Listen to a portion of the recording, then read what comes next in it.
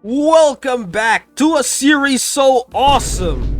Even The Miz subscribed. In today's video mga kaunggoy, pag-uusapan naman natin tong issue.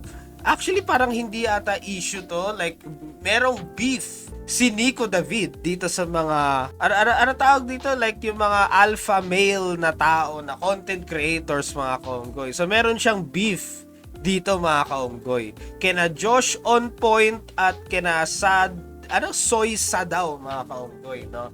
So merong mga issue, eto dito ata nagsimula. Sabi ni Nico David, sabi niya 6 hours ago, uy, gusto ng drama, worst job daw, pagiging debunker, sabi ng tatlong supot na hindi marunong mag-google mga kaunggoy. So Nico David taking shots in this shit mga kaunggoy. Ito kasi mga kaunggoy, nanggaling to sa parang ito sa naka-ready na po yung timestamp kasi nakita ko dito mga kaunggoy. Si Nico David ba yan? So pag-uusapan natin lahat ng to in today's video mga kaunggoy. Without further ado, let's begin! Lights up those numbers! Alrighty mga kaunggoy, it is I, Manong Jaire. So bagong issue na naman, bagong content, bagong pera. You know how it is mga kaunggoy. Okay, so pag-usapan natin tong pinost ni Nico David.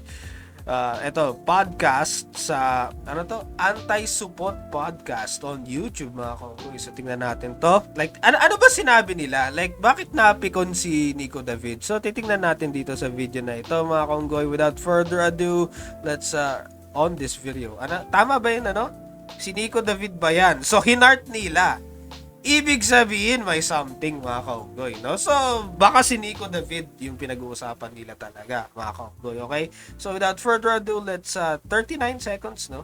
Worst job, ito na naisip ko. Worst job. Go. Pag debunker ka, tas nasa kwarto ka lang. Gago ka. Walang kwentang trabaho yun, pre. Gago ka. Tangina pa. Oh, shit! Ngayon, ito kilala ko, si Josh On Point, tas ito kilala ko si Soy Sadaw. So, sila yung mga tawag doon, yung mga alpha male na content creators. Kilala nyo na yun, yung mga katulad nila Ato, katulad nila sino yun, Bugoy na Koy. So alam nyo na yun, yung mga alpha male content creators mga kaunggoy. So tingnan natin, let's see what they have to say. Pabulok ka lang ng pabulok nun habang, di ba?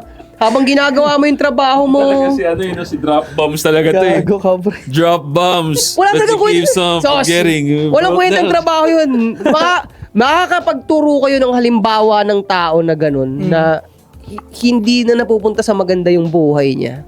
Di ba? Yeah. Actually, yung sinasabi nilang walang kwentang trabaho daw yung pagiging debunker, well, that depends mga kaunggoy. That depends, no? Kasi kung YouTuber ka naman and mataas ang kinikita mo sa pagde-debunk sa YouTube mga kaunggoy, then I think na hindi naman ganun ka walang kwenta yung trabaho na yun. Kasi the fact na kumikita ka ng malaki sa pagiging debunker mga kaunggoy, I think may kwenta na yun in my opinion, alright? In my opinion, I think mataas, may kwenta na yun, like may value na yun, no?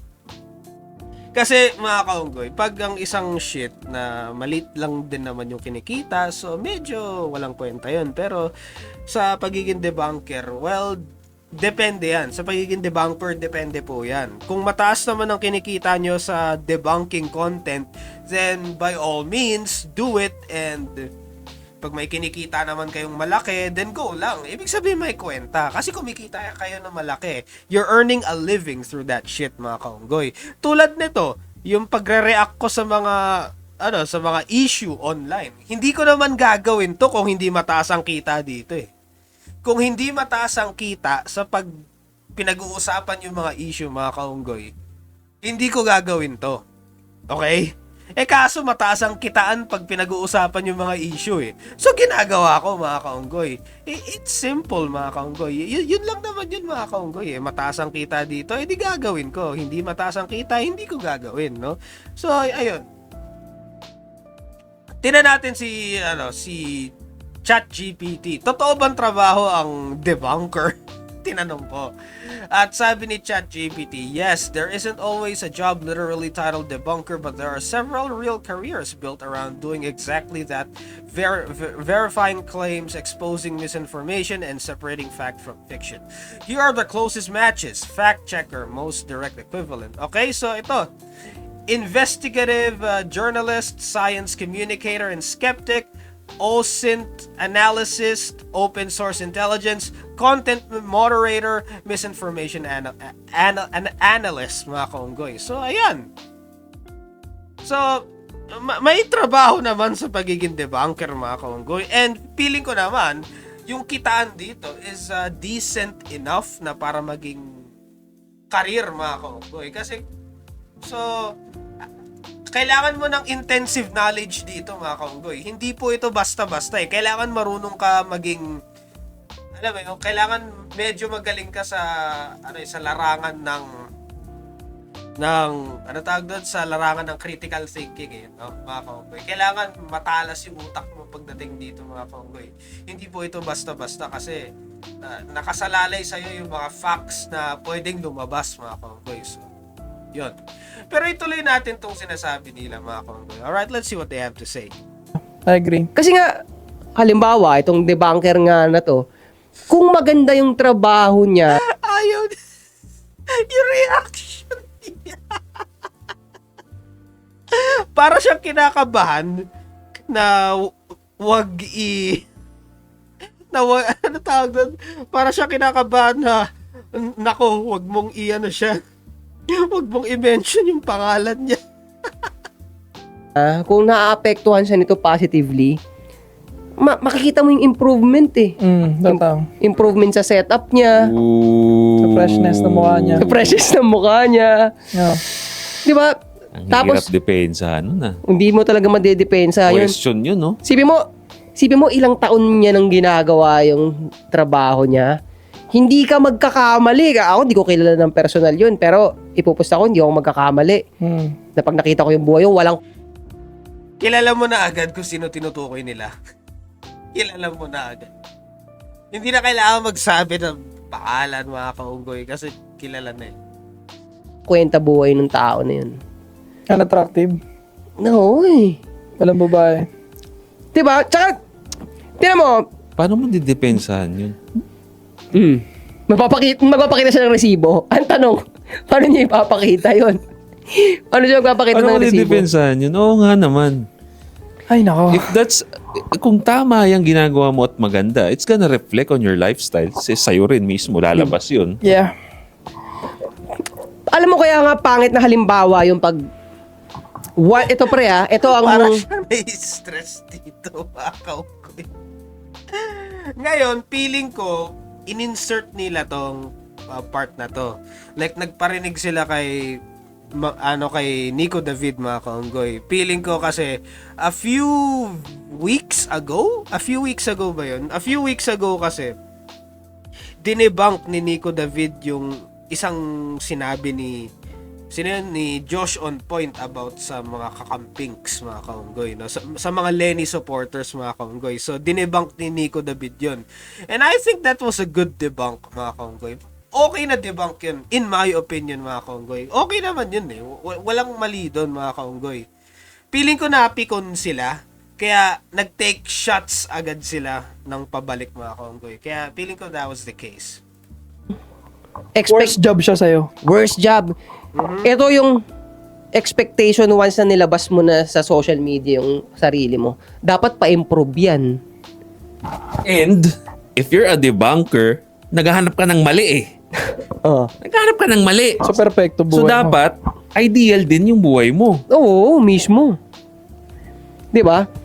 Alam mo, nakakapagtaka, halimbawa nga dun sa debunker niya, at kung sino man yung mga kabatch niya na content creator, may kita mo. Kaya solid ang fanbase. Nag-i-improve yung buhay nung iba eh. May kita mo na nag-i-improve yung buhay eh. So, siya, sa quality ng comment section niya, sa number ng supporters niya, yung quality ng supporters niya, ewan ko kung may nagsusupport pa yun. Nakita mo pa, ubos ng paubos. So definitely, walang magandang nangyayari sa buhay mo pag ganun, di ba? Pangit yung trabaho na yan. Kung ako sa'yo, tigil mo na yan. Worst job, no? Worst job talaga. Hindi lang sa... I mean, pag kumikita naman na malaki, or enough na para makasurvive ka, or enough na para maging komportable ka sa buhay, I think it's not a worst job. I think it's a decent, good enough job. I mean, para sa akin in my opinion, kung yun yung trabaho mo, mas okay yun kesa sa isang mediocre 9 to 5 job na may kipagsagupaan ka pa sa mga commute, mga kaunggoy, sakit sa ulo ng commute, sakit sa ulo ng gas, mga kaunggoy, na babiyahe ka pa para sa isang trabaho. Feeling ko mas okay pa yun kesa sa isang mediocre 9 to 5 job. Opinion ko lang yun kasi at least pag yun yung trabaho mo, medyo hawak mo yung oras mo mga kaunggoy. Like, kung kailan mo gusto, ganun. So, I would argue na it's not a worse job, it's a decent enough job. Ngayon, sasabihin nyo, ay, nauubusan ka ng supporters tas hindi nag-i-improve ng yung buhay mo. Well, kung depende kasi yan sa tao no? Pero kung ano naman, like, kumikita ka naman ng komportable, I think okay naman yun. Sa joke na paraan, tangina, no? At saka ito, i-add ko lang to, hindi ko gets na kung bakit parang masyado silang nag-all in sa pag-bash kay Nico David dito. Medyo hindi ko gets yung part na yun. So, I just wanna point that out there. Like, ang dinebunk lang naman ni Nico David, yung about sa kakamping shit, di ba? So, yun lang. So kayo mga pare, tatanungin namin kayo, no? Kayo bibigyan namin ng assignment. Ano ang worst job sa inyo based sa mga... Okay, so tapos na. So, yun lang yung segment nila about kay Nico David, mga kaunggoy. So, ito, si Nico David, nakailang post siya dahil dito. Alam nyo mga kaunggoy, sobrang busy natin sa araw-araw natin na dami natin pinagkagawa, trabaho, iba't iba pang mga bagay. So syempre napapagod din tayo. Kailangan natin magising. Paano ba natin gigisingin ang sarili natin? Syempre, kape. Kapeng barako. So from the word barako, alam mo talagang malakas na kape po ito mga kaunggoy. Ito po ay ground coffee blend. Kapeng barako. Galing Batangas po ito mga kaunggoy. So, Batangas na kape. Nakalagay mga kaunggoy. No? Galing po ito sa mga Lush Coffee Farms of Batangas. Pure coffee beans po ito. Nakikita nyo naman. Close up po yan mga kaunggoy. Close up. Oo, siguradong gising na gising kayo dito mga kaunggoy. At saka maganda po dito, one of the key characteristics of this Barako blend is lower acidity, making it a great choice for those with sensitive stomachs. Pwede to sa akin mga kaunggoy, acidic ako no? So maganda to para sa akin. Gising ka na, hindi pa masakit sa tiyan mo. Masarap na masarap po itong kape na to. Kaya nakailang ulit ba naman ako So ano ba hinihintay nyo? Link down below. Bilhin nyo na. 6 hours ago? Naging 6 hours ago. 5 hours ago to, naging 6 hours ago Nag-automatic. Na-hurt ata si Josh on point kasi dinebunk ko doon sa kakamping rant niya. Sorry na tol, di ko alam, sensitive ka pala. May iba pa bang dinebunk si Nico David sa grupo nila? Like, hindi ko sure kasi yun lang ba? Yun lang ba yung parang dinebunk niya? Or merong iba pa, mga kaunggoy? Kasi I would say na talagang katangahan yung sinabi ni Josh on point doon about sa mga kakampings. Mali talaga si Josh on point doon. Like, para sa akin katangahan yung sinabi ni Josh on point doon. That's just my opinion, mga kaunggoy. Now, here's the thing. Nag-agree ako sa kanila yung grupo nila, yung Josh on point, sina Soy Sadaw, Ato, kina Bugoy, yung mga ganong content creators, nag-agree ako sa kanila 98% of their, yung mga pinopost nila, yung mga sinasabi nila, 98% of the time, nag-agree ako. 98% mga kaunggoy. So halos more than majority ng opinions nila, ng pananaw nila, nag-agree ako mga kaunggoy. And ayun lang naman mga kaunggoy. So I'm just saying, wala akong kinakampihan dito. No, I'm just in the middle, pinag-uusapan ko lang naman yung opinion ko and yung reactions ko mga kaunggoy. Na-hurt ata si Sadaw. Dahil tinawag ko siyang mediocre rapper. Well, hindi ko kasalanan yun. Nung sinulatan ka ni Maxi, imbis na mag-distract na maayos, naghamon ka ng boxing. Totoo ba to, mga kaugoy? Kasi hindi ko sure, ha? Binabasa ko lang to. Kasi nang height lang nilamang mo. Ayun nga eh. So, sa boxing kasi, pag matangkad ka, like, may advantage ka na eh. Lalo na sa reach, mga kaunggoy. Alam ko yun eh. Kasi ang dami ko nang nakasparing na mas matangkad sa akin eh. So, alam ko yung mahirap talaga ng kalaban mo sa boxing is mas matangkad sa'yo. Ang pangit pa ng music video mo, parang cellphone. Grabe, nag-all out talaga siya sa grupo nila, mga kaunggoy. Okay, pangatlong post. Holy shit. Para naman dun sa isa, tol, sorry, di kita kilala. I mean, pwede naman kitang i-research. Pero sayang lang sa oras ko. Pero yung tattoo mo, di ba? Yung sinasabi ni sa daw na tattoo ng EA sa dibdib. Okay, yung sinasabi ni sa daw na tattoo ng EA sa dibdib. Okay, so yun. Okay, nagigets ko. Kasi ang daming ang mga babae ngayon na merong snake na tattoo sa dibdib, mga kaunggoy. So, alam ko yung mga iniibig sabihin nila dyan. Yung mga babae na may snake sa dibdib na tattoo, mga kaunggoy. So, ayun. Wala lang na. Sabi ni Josh on point, yung pagiging debunker daw ay isang worst job. Okay. Mas worse siguro yung ginagawa mong advisor ng mga lalaki online. Well, here's the thing. Medyo hindi ako nag-agree dyan kasi para sa akin mga kaunggoy. Para sa akin, okay yung ginagawa nila, yung pag-a-advise nila sa mga lalaki. Okay yung advice nila sa mga lalaki. Yung opinions nila para sa mga lalaki, yung finifeed nila para sa mga lalaki, okay lang yun. I agree with that shit. Kasi here's the thing, ang dami ng mga feminist ngayon eh. Ang daming mga, lalo na dito sa Pilipinas, dumadami na rin yung mga feminist dito. So the only way to counter that shit, mga kaunggoy, is yung mga tulad nila Josh on point, Soy Sadaw, sina Bugoy na Koy, sina Ato, sila yung pang-combat sa mga feminist na yan, mga kaunggoy. No? Kasi medyo nagte-take over na yung feminist shit dito sa country, mga kaunggoy.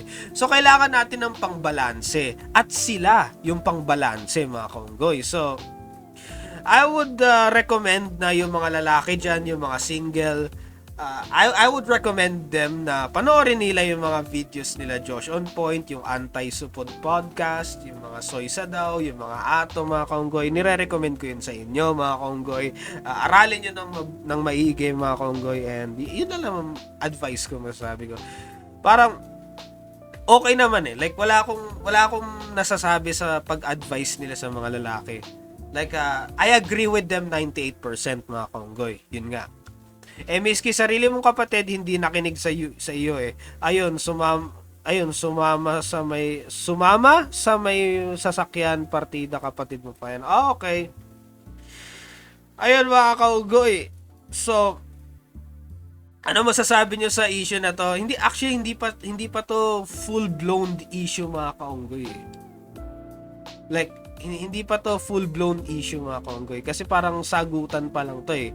Walang gawa ng parang wala pang nagsabi ng pangalan, mga kaunggoy, or nag-drop name dun dito sa tatlong to eh. Like hindi naman sila nag-drop name, pero nagets agad ni Nico David na siya yung pinag-uusapan dun, mga kaunggoy. And I think ayun lang naman. What are your thoughts on all of this? Like, put in the comments below and let me know. Ayun lang, mga kaunggoy, and that's the bottom line because Manong Jared said so. I gotta head out.